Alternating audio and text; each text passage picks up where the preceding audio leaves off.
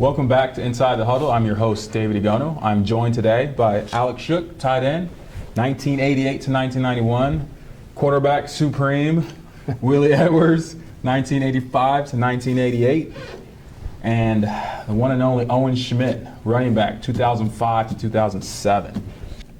So this past Saturday, the Mountaineers played Towson. Final score was 54-0.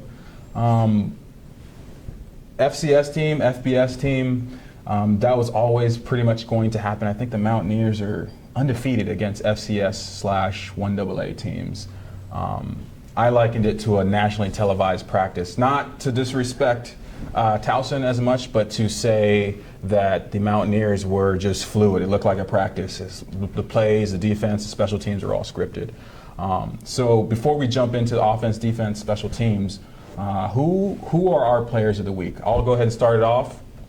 I think the player of the week is not a player. It's a man. It's Tony Gibson. It's hard to get a shutout in today's college football, especially with the spread offense and so many receivers and running backs on the field. I don't care if Clay Battelle or University High School is out there. It's hard to shut out a team with how many possessions and how many plays that they have.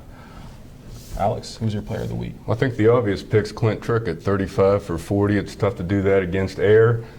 He's on a roll right now. He's in the top 10 nationally in a couple major statistics, and he really managed the game well and distributed the ball to the wide receivers. So it's good to see him mature into this system. It's good to see the receivers mature into this system. Yeah, he's rolling.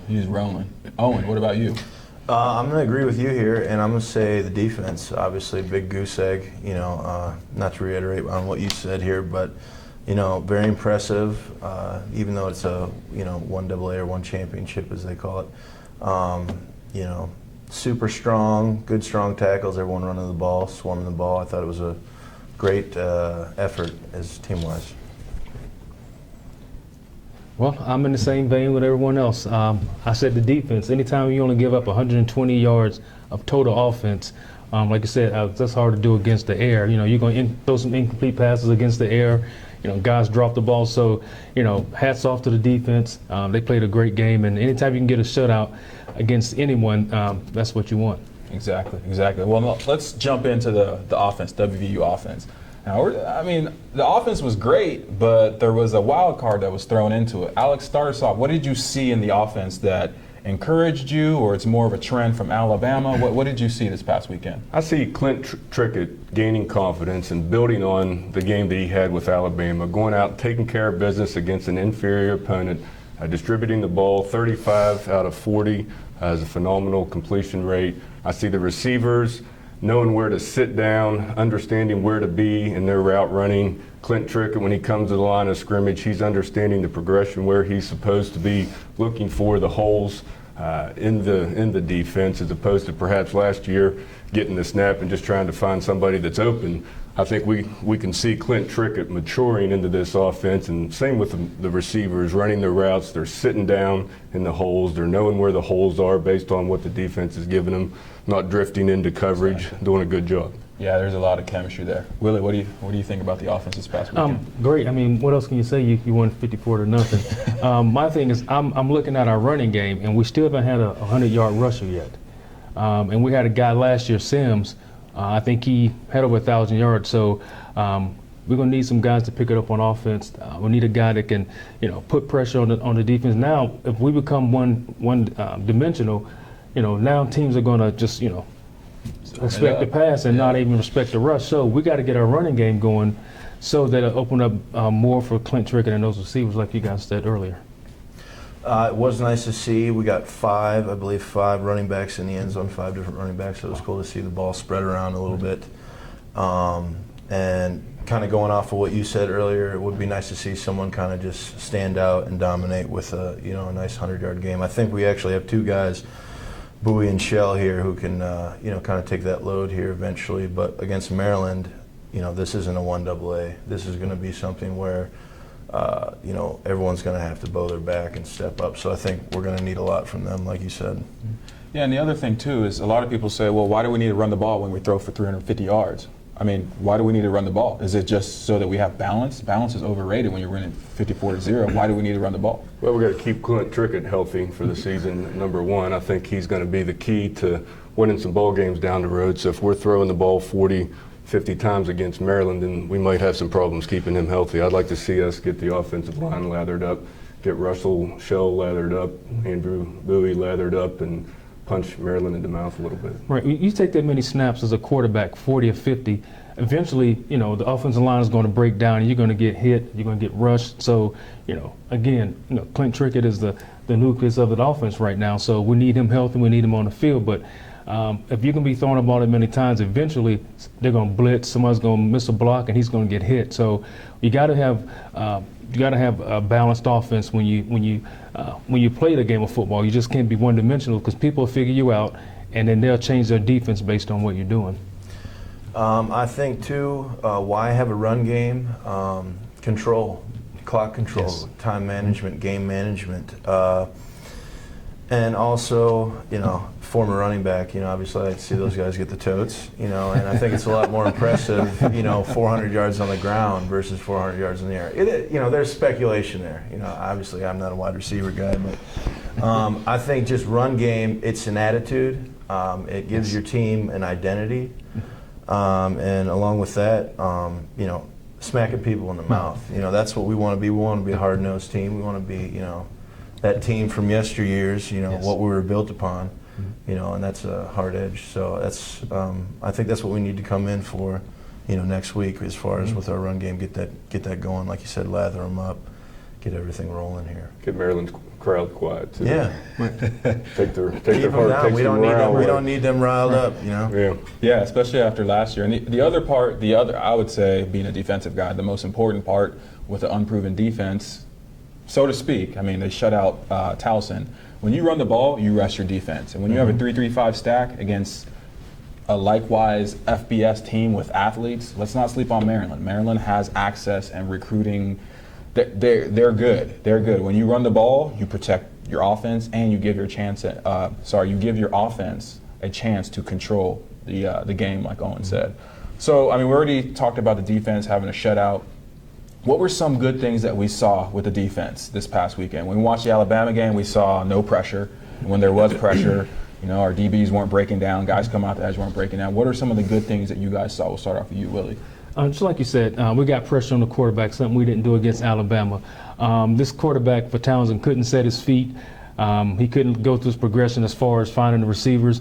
He had guys running out him the whole time. I think we sacked him 3 or 4 times and had a few rush passes. So, and that's something we didn't have against Alabama. And I like to see that because we're going to need to see more of that, you know, as we go forward in the season.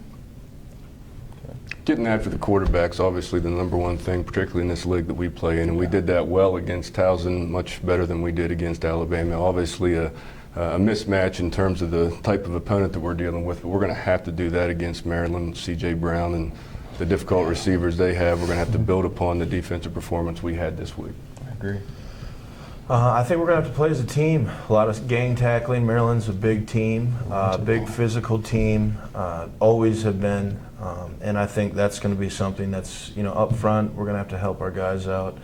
A lot of deep threats with Maryland, so a lot of gang tackling, swarming to the ball. You know, hopefully we're coaches, you know, teaching a lot of strip drills, you know, anything to get the ball out and give the advantage to us.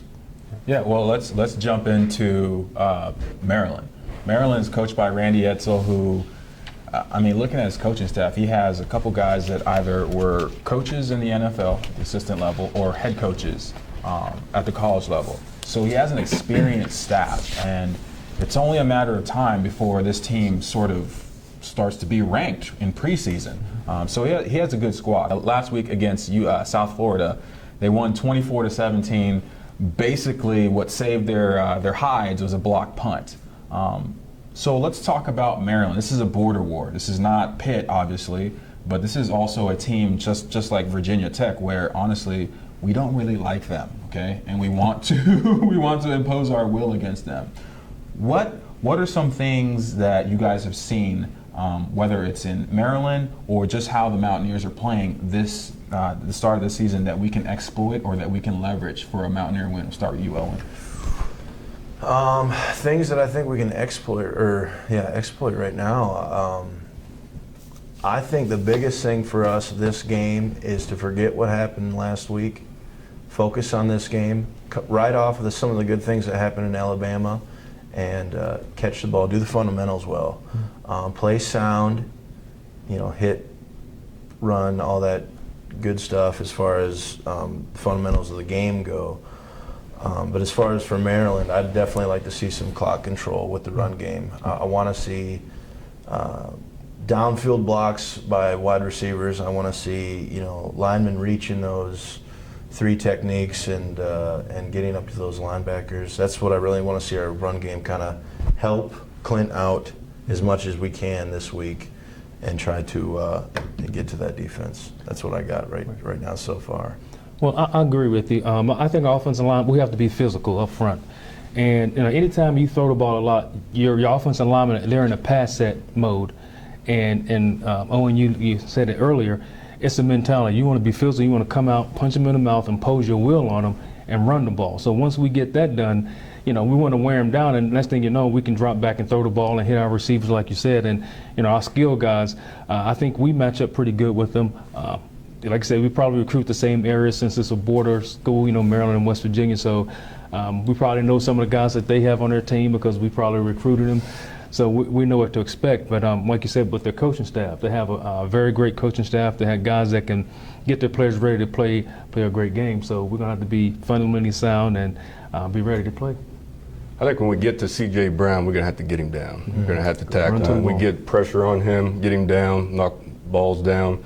Got to keep those 2 wide receivers they have, Stephon Diggs and Dion Long, keep them in front of us, make them drive the length of the field. They've shown a propensity to turn the ball over. I think they had 6 turnovers in the South Florida game. Likewise, we got to take care of the football, and we've done a really good job. Clint Trickett's done a really good job doing that. No interceptions. I don't know if do we have a fumble? We have Yes. Oh, that's right. We'll That's get right. to. Our freshman guy fumbled. We're going to have to take care of the football. I'd like to see the running game, quiet the crowd down, settle them down, and go down and pound Maryland like we've done in the past. Yeah, C.J. Brown is a 6th-year senior. I mean, when's the last time you heard of a guy who's a 6th-year senior who's playing at a big school? I didn't know either. I mean, at the end of the day, don't we all? At the end of the day, he's been very inconsistent, especially for a guy who should know the system. He should know how to calm his teammates down on offense. And as Alex mentioned, they have, I'll throw in Marcus Leak. He had a decent game this past Saturday. So you couple that with an experienced quarterback and a very scrappy defense. I think their defense is always going to be underrated. I think back to the likes of Sean Merriman and some of the guys who came out of there. They're not to be slept on, as we would say. To touch on some of the points you guys made as far as pressure, if we get C.J. Brown down, it allows us to do a lot of things. And pressure isn't always sacks, right? It's more so getting those speed guys off the edge to get the quarterback's eyes completely off the receivers. If we can get his eyes off the receivers, he's no longer a 6th-year senior. He is now a man on the run who is about to get hit. Right. So for me, what I want to portray to you guys, what are some things, we talked about what we expect out of this game. Who are some guys that we want to see have a decent game? And that leads me to the point of William Kress. That's a nice changeup now that they have to scout for every week. Who are some guys that you might project to have a decent game? Go ahead, Alex. I'd like to see Russell Shell and the offensive line lathered up, get that 100-yard rusher in there, about 158, 160 yards. That'd be nice. On the ground with Russell, a couple touchdowns for him, quiet that Maryland crowd down early, and hopefully William Kress can come in late in the game when we're comfortably in the lead and get a little bit more experience. The closer, William Kress. Right. I'm calling it right now. Well, it'd be great for him because he's a Maryland kid, so I'm sure he'd like to get the ball in his hands a couple of times, going back and playing at Maryland. But for me, I think our front 3 and obviously, our linebackers, our Spurs, our Bandit, Sam and the Will, those guys have to be great this week. I think in the Alabama game, we didn't play as well up front. Again, Townsend, it was a game, but it wasn't something that we can help our guys get better. So I think our front 3 mainly the nose guards have to be physical because Maryland can run the ball. So if they can be stout against the run and also put pressure on that quarterback, which allows a secondary to, because anytime you have a quarterback that can stand there and he can go through his progressions, it's putting more pressure on the defensive backs. So the quicker we can get that ball out of his hands, the better it is for us in the secondary. Sure. Battle of the Bulge, I think. Big guys up front, offense and defensive line.